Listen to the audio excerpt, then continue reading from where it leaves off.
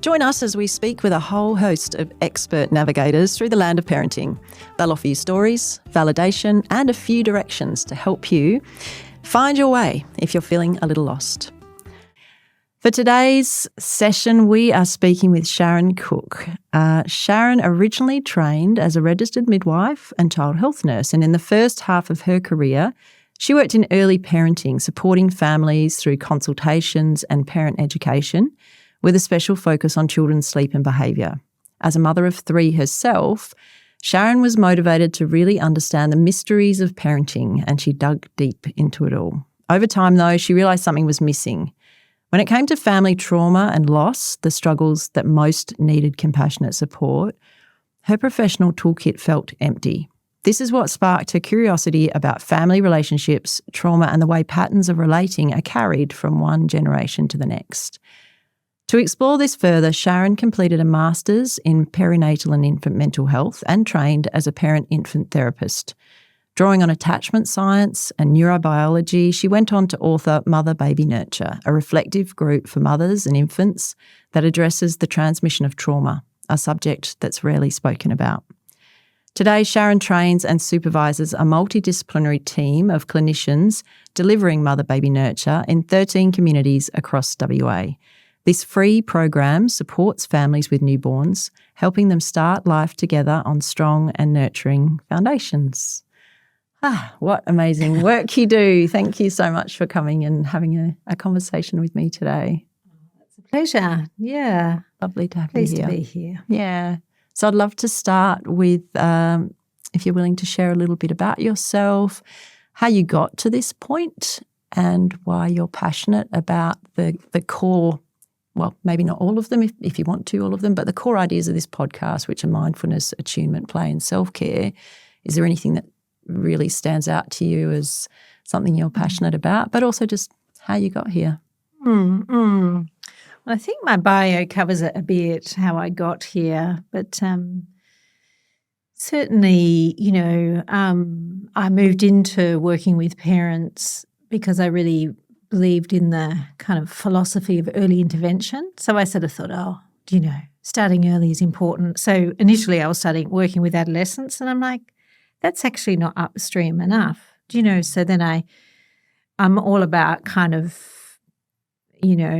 efficiency in kind of delivering an effectiveness. And so I thought, well, if I could work earlier in the parents and infants, that would be a good thing. So I took my skill set to work with parents and infants thinking, that's the ripe and ready opportunity to make a difference and help them on their way. But what I found is, as I mentioned in the bio, I just didn't really have the skills, and I realised what was going on there was not actually something I could teach to. So I was doing a lot of teaching as a child health nurse and a midwife, lots of education-based stuff, and that just really didn't seem to make any difference, or not much difference. Certainly maybe 3 out of 4 clients would be influenced by education, information. I could give them information, they would take it in and then go, oh, yeah, that's what I needed to hear, and then that would help them. But then there was a certain, maybe I think about 1 in 4, where I'd be working with them and nothing I said could make a difference, and I knew it was something else. And that's when I kind of tuned into, there's some sort of pattern coming forward from parent through the generations, from parent to the next parent to the next parent, and that bit there, that kind of thing, which some people call intergenerational transmission of trauma, that's kind of like a pattern, and I couldn't touch that with education. So that's kind of what headed me in this direction. Yeah. It's really profound stuff, isn't it? That echoes through the generations. So would you tell us a little bit more about Mother Baby Nurture? Well, Mother Baby Nurture really is about, we call it Mother Baby Nurture to try and point out, that there's a baby and there's somebody else. So this somebody else is really important. Often it's a mother, but it could be a dad or a grandma or a caregiver of some sort. So there's always a baby and someone, and that relationship between the two is the bit that I think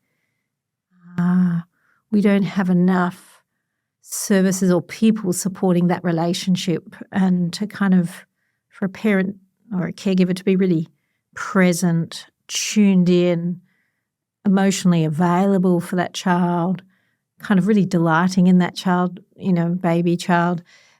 That's such a gift for the developing mind of the infant and developing emotional well-being of the infant. And I just thought that's the bit that I want to be working on. So mother-baby nurture is really a lovely brief intervention where we work with the parent and the baby in the group. There'll be 6 mums, 6 babies, 2 facilitators, and we just slow things right down and work on reflecting on the relationship. There's usually lots of tissues. Yeah. It's really intense, but it's beautiful as well. It's both heartbreaking and also inspiring the way these women and babies find each other is just breathtaking. So I wouldn't want to be anywhere else. Yeah. So beautiful and such a powerful, it's like the earliest of interventions almost. It's such a powerful time to have that opportunity to slow things down, look at those patterns and support healing, I guess. It is healing. And it often will start with the mother having an opportunity to unpack her experience of the pregnancy, the birth, the feeding, the kind of early caregiving, what's worked, what's not worked, but also things from the past that they remember. And it's almost like you become a parent and all this stuff comes flooding back, these experiences you've had. And you might have thought, well, I've already worked on that, or that's a long time ago, but it seems to all bubble to the surface. And that's what's so painful, because just at the time when you really want to lean in and do the best job you can is the very time that all this comes up. And I really feel for parents. I think it happens to all of us to some extent, and it's kind of quite crippling for some, and my heart goes out to people in that situation. It's really tough. Yeah. My experience as well is that there's a sense of, oh, how lovely, you've got a little baby. And you're kind of sitting around and feeding the baby and having cups of tea. But actually it's a time of intense emotional work, as you said. Yes. There's so much going on emotionally that I think even if we're prepared or have a sense that it might be big, the actual work of that, not many people are acknowledging or validating. I think there's more and more people acknowledging and validating that, but it's easy for parents, I think, to feel a bit high and dry with all of that emotional work. And again, programs like Mother Baby Nurture give parents a space where that work is really seen and supported. Yeah, I think I think people will often say things like, well, being a parent is a bit sort of like, natural process. It's a natural biological process. It'll just come naturally. And no, I think Mother Baby Nurture is for those that are there and they're like, well, theoretically or officially I am a parent and you are my baby, but nothing's coming naturally or not much, or I'm just terrified something bad's going to happen to you, or that I'm bad, or something bad's going to happen here, and I feel really quite frightened and something's quite threatening and scary and I can't quite work out what. And this is the sort of work of Mother Baby Nurture. It's pretty intense, but it's I think there's not many places where we can slow down and say, yeah, you've just had a baby. What has come naturally is this automatic protectiveness, and you're wanting to protect this incredible being that you've just produced.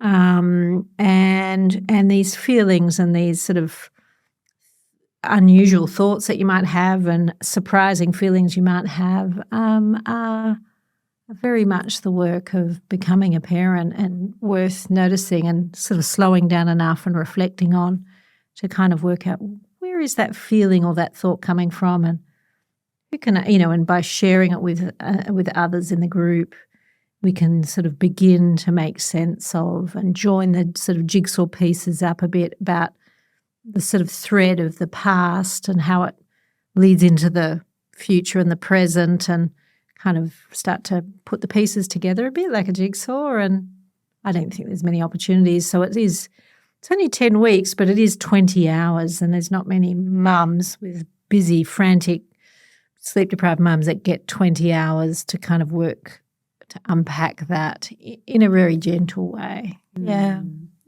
So, and there's a lot of play stuff as well. So I am talking about the kind of the deep work, the deeper stuff. But also there's, we'll often do a little nursery rhyme at the beginning, at the end, and we'll have this moment of watching our baby with wonder and wondering.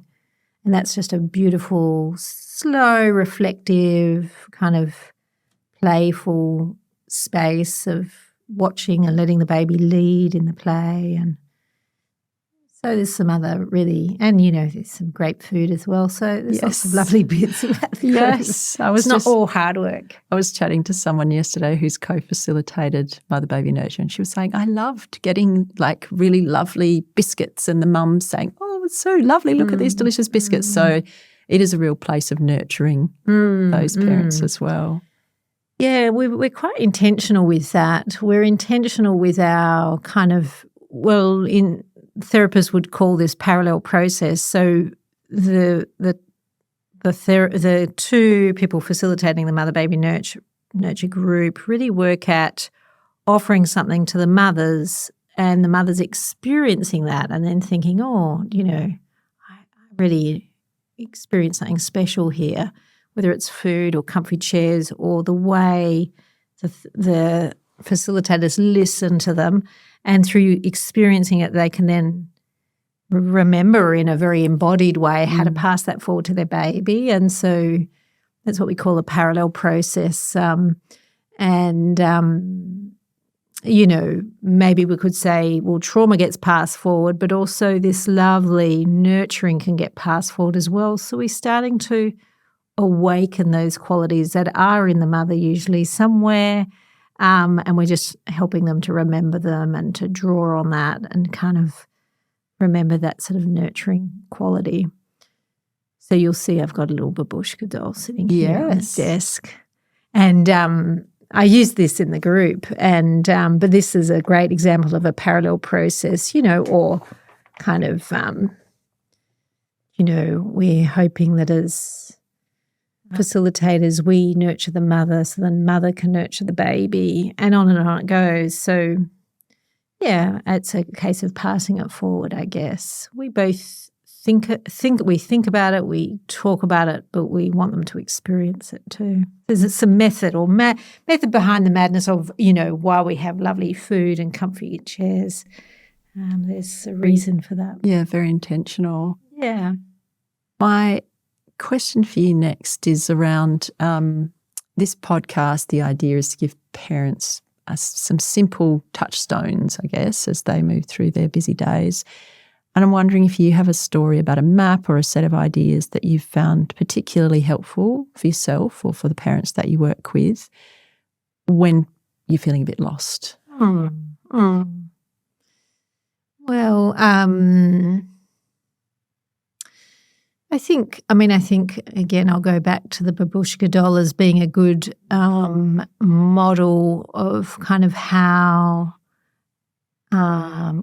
connection is felt between a parent and a child. So we talk about attachment, the research of attachment, or the sort of evidence around attachment theory.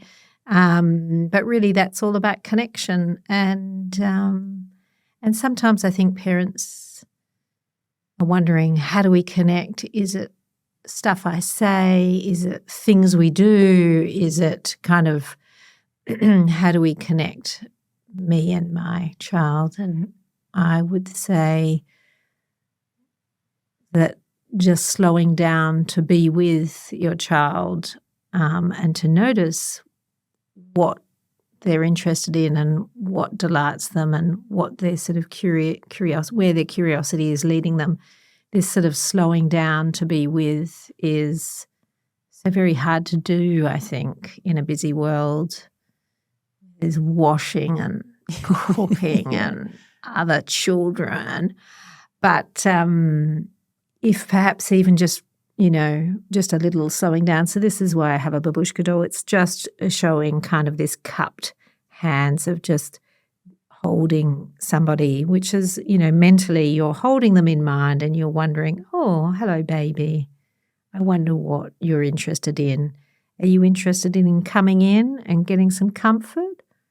And kind of, do you need some support with your big feelings of hunger or longings or emotions? Or are you wanting to explore? Do you know which is it you're wanting from me? Do you need to come in or are you going out? And that's the attachment theory in a nutshell. So, yeah, I would say the slowing down to listen to a little person who has no words yet and can only express things through sounds and their body. It takes courage, I think, to do that. By sitting alongside the mothers, I hope that we help them to sit on their hands and to kind of just quieten down to listen and have the courage to respond. And maybe it even looks a bit silly or like, oh, I should be doing this, I should be. But I think the slowing down to listen is such a gift. And I'm aware right now, Belynda, I am not doing lots of listening. I'm doing lots of talking. But in a group, that's the idea of today. Good. Appropriate sort of levels of conversation for a podcast where we're wanting to learn more about this program. And yeah, I do love it. And I think it makes sense to me that slowing down, if you've never had someone listen to your feelings or hear your experiences or hold your emotions in the way you just described, can actually be really scary, can't it? So you're right, I think, about the courage piece, that it takes a lot of courage because you're not just then holding your baby's sadness or overwhelm or frustration or whatever. You're also then opening up a part of your heart to look at the times when you've had those feelings and you've been by yourself. So the group, again, offers someone to be by you, beside you while you do that. It's really profound stuff, isn't it? It seems so simple, just be with your baby, but really big. Yeah. And that's why we want to be with you. Do you know that? That's why, we think it does feel quite frightening. It might be like, I don't have anything to give. I'm not sure what's going to come up. I might feel like I'm going to fall apart. And so just to know we will sit beside you and be with you in that moment, and we're there to kind of help you make sense of whatever comes up. And that's rare offering, I think. And but yeah, we're committed to that. And I think you're right, Belynda, around kind of, it's scary. You never know what's going to come up with your baby and also what's going to come up for yourself. But I like the thing that, everything can be thought about and talked about. And, as facilitators of the group, sometimes we get it wrong. You might ask me something and I take it in the wrong direction, or, we get off on a tangent. And that's the thing about human relationships. It's not about perfection and getting it right. It's about just being open, listening, having a go, and then saying, "Oh, is that what you meant?" And and then through that you get to know each other and actually form a deeper connection. If I kind of got it wrong one time and we talked about it, thought about it, I could kind of practice and get it right again next time. So that's what we call, I guess, rupture and repair. Relationships. It's ordinary and normal for us to kind of, oh, you need some sleep now, and you start settling them, and then it's like, oh no, you don't. It was a nappy. You're filling your nappy, and we can only just learn through having a go, and then when we sort of miss each other, noticing that we miss each other and saying, oh, hey, sorry about that. I thought you were saying this and you were doing this. Let's get back together again and repair. So there's a humility required in kind of listening and being still, and then just realizing, oh, I didn't get it right. And I think, yeah, as a facilitator, we have a go at it, and as mums, I hope we can have a go at it. So it's not sort of perfection, but connection, and we just keep having a go at it. The main thing is not that you get it right, but just that you're present. And if you think about your loved ones, if you think, oh, who are my loved ones? It's not that you've chosen loved ones because they're perfect. You've chosen them because you just feel understood by them. They understand you, you understand them. And you're like, oh. It's those little moments that you think, oh, yeah, they see me. They see me, they're feeling with me, they kind of get me. And you acknowledge, well, they're a bit quirky, I'm a bit quirky, but that's okay. So there's this sort of acceptance, and I think that's really sacred in families. We're a quirky bunch, let's just hang out together and we'll just cheer each other on and accept our diversity and how different and odd we all are. Beautiful. Yeah. Again, around parents feeling a little lost, because my experience is that most of us do a lot of the time. Absolutely, me too. Yeah. Including the ones facilitating the groups generally. We're all sort of finding our way. If we're looking for a kind of a true north or a really simple, actionable thing to look to, maybe a step, a practical thing to do, what's something you would offer parents in that space? Well, in line with what we were talking about, I think I'd encourage parents who are pretty frazzled and frantic and things feel a bit overwhelming. I might just suggest something like at the beginning of the day, just knowing that each day is a fresh day with your loved ones and that tomorrow is a fresh day. And what I would suggest is maybe starting a fresh day with a bit of pause. So first of all, get yourself your cup of tea and do nurturing things for yourself, and then have a pause where you're just watching and waiting and listening. And I'd just encourage you, if you could start your day with maybe 2 minutes, 3 minutes, 5 minutes of just listening to your loved ones, your children, without doing anything, fixing anything, just being with. I'd like to be a fly on the wall, but I think in that household, but I think what you would find is this child who wants to feel understood and longs for connection, because all humans do, has this incredible drinking in of your presence. And it's so satiating that maybe the sort of climbing on the couch and somersaulting off onto the television or the, chasing the dog or something may not happen because they've actually satiated that. Oh, I feel seen, I feel understood, I feel, and there's a real experiential exhale, and they're like, oh, well, now that I've been connected with, I might not need to do those other things. And I think it might set the day off well. And it's a little bit like we have mindfulness moments at the beginning of the day. We'll often do maybe, for adult self-care, we might do yoga, or we might go for a jog, or we might do some lovely things for ourselves at the beginning of the day. We might journal. It's a little bit like that, but you're holding space for your child, and that helps them to kind of reset for the day. That perhaps might be one little trick I have in my back pocket that I could bring out and say, yeah, I think that might be a gift. Brilliant tool in the toolkit. Yeah, just to start the day off like that. And then by the end of the week, sort of noticing, I wonder what I've learned over this week. And we talk about presence and we talk about connection, but perhaps another word that doesn't get used enough. As somebody who, I think started out perhaps as a bit of a perfectionistic parent, but really trying to do a good job. But I think a word I'd like to use is delight. Sometimes children and even babies feel they're always never getting it quite right. And I think this 5 minutes in the morning, if you could just sort of open your eyes and think, oh, you know, what's something delightful about this person, and sort of being open to being delighted by them and experiencing delight in the presence of the other.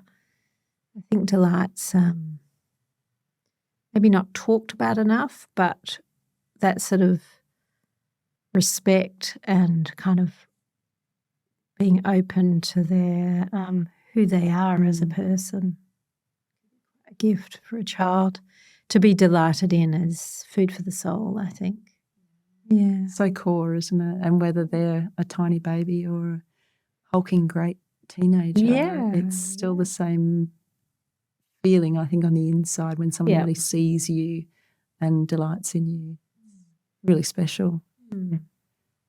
Thank you. So I wonder if anyone listening in wants to get in contact with you or learn more about mother-baby nurture, if you can share where they can go to. Sure. Well, I think I said in my little bio that there's 13 communities that have mother-baby nurture. Soon there's going to be 14. And so we have mother-baby nurture groups all around Western Australia at the moment. So if you went to the website, you just type in to the search mother, baby, nurture, and up will come the website, and that will describe the program. And you can also click on groups and then look at where the groups are happening near you. So if you're expecting a baby, or if you're just recently had a baby's not yet crawling, then you can just zip onto that and read about it, and also maybe even register or register somebody else that you love, for the group near your area. So as long as it's not too far away from your home. I'd love to have a group in every second suburb, but we haven't got there yet. So in the meantime, there are 14 communities where you can experience it, and it's free. It's funded by the government. So, that's where you could find me, and you could find, there's 7 organisations delivering the group. So you can have a little look and go from there. Well, I would love to finish by saying thank you for everything that you do and all the emotional work you've done to be able to be facilitating mother-baby nurture and supporting all the facilitators. It's like they're the hands holding the mums and babies, and you're supporting all of them as well. So thank you for everything you're doing. I think it's an amazing program. Yeah, thanks, Belynda. Yeah, it's a real delight. Love my work, and it's a privilege to be part of people's lives. So in this way, it's very, very nourishing, good work to be doing. So it's a delight to be doing it, and it's nice to meet people like you as well. Yeah, doing your thing. So thank you. Thank you. This podcast is produced by Meerilinga, thanks to funding from Healthway. I'm Belynda Smith, Manager of Parenting Services at Meerilinga. If you'd like to know more, you can visit our website, www.meerilinga.org.au, or if you'd like to get in touch, send us an email, parenting@meerilinga.org.au, or visit us on socials. Thanks.